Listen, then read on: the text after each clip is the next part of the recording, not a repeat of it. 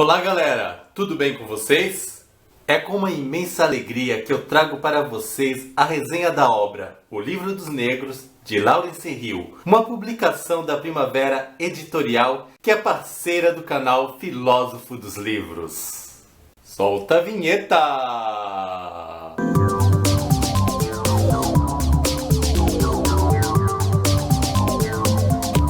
Já adianto para vocês que eu estou muito satisfeito com a leitura de O Livro dos Negros, de Laurence Hill.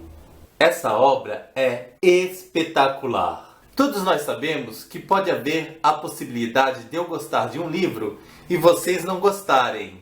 Mas também há a possibilidade de vocês gostarem e eu não gostar. Só que, ao falar de O Livro dos Negros, de Laurence Hill, eu vou ser bem ousado. Se você não gostar dessa obra, você tem problema.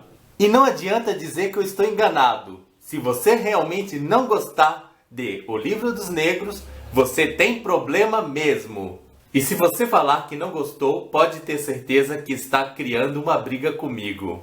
Mas Fernando, o que essa obra tem de tão espetacular? Meu caro amigo, essa obra tem tudo de bom. O autor Laurence Hill criou um enredo fantástico, um enredo maravilhoso, um enredo marcante. Então, que tal eu falar mais de detalhes a respeito da obra? A primeira coisa que eu quero dizer para vocês é o seguinte. O autor Laurence Hill, ele pesquisou o tema da escravidão e entrou em contato com pessoas que sabiam a respeito dessa temática.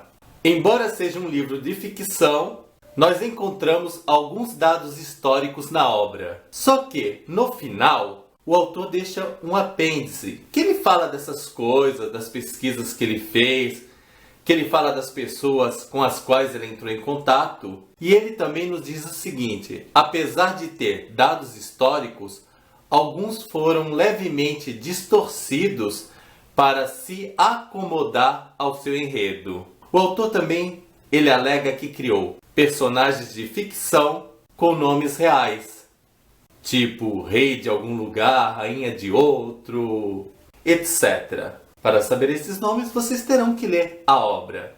Mas Fernando, qual é a história?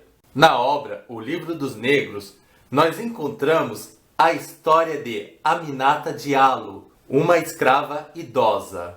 A narração é feita pela Aminata. Portanto, nós temos uma narração em primeira pessoa. Quando vocês lerem essa obra, vocês terão uma grata surpresa.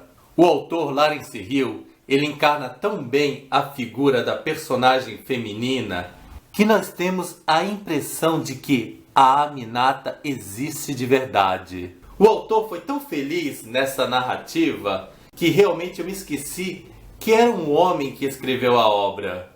No enredo não vemos apenas detalhes da escravidão, mas vemos o ponto de vista feminino sobre esse tema.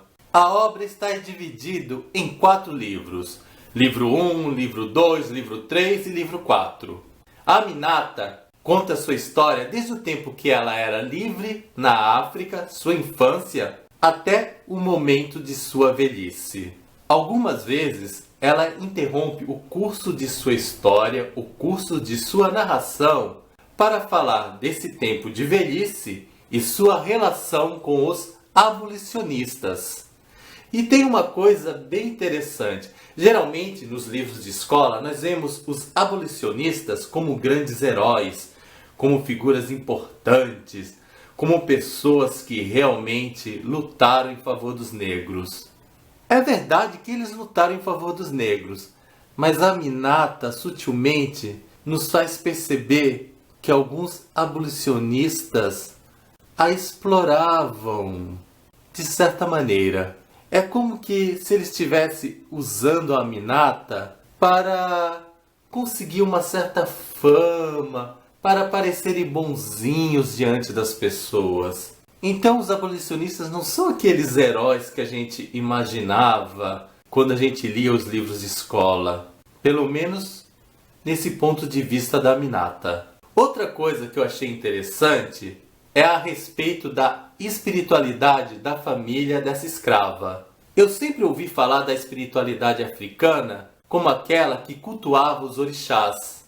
Mas a Aminata era de uma família muçulmana, ou seja, eles faziam parte da religião denominada islamismo. E isso foi para mim uma surpresa. Eu não imaginava africanos que adorassem o Deus Alá. Por causa dessa formação religiosa, a Aminata sabia escrever algumas palavras em árabe.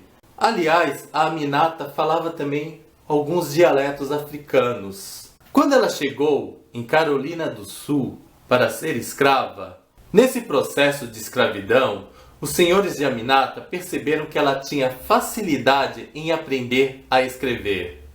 E eles aproveitaram dessa característica para que ela aprendesse a ler. Então Aminata ela foi uma escrava diferente. Ela era uma escrava que tinha acesso aos livros. E através de suas leituras, ela viajava para um mundo diferente e ela sentia uma espécie de liberdade. Além disso, ela aprendeu contabilidade com um de seus senhores. Todos esses aprendizados fizeram com que a Aminata tivesse uma escravidão diferente. Mas isso não fez que sua escravidão fosse menos sofrida do que as demais. É claro que ela não sofreu tanto na carne. Ela não recebeu chibatadas como outros escravos.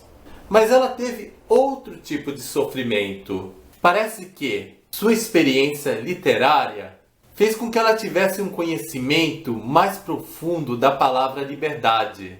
E embora ela não recebesse as chicotadas no corpo, eu percebi que ela teve chicotadas em sua alma.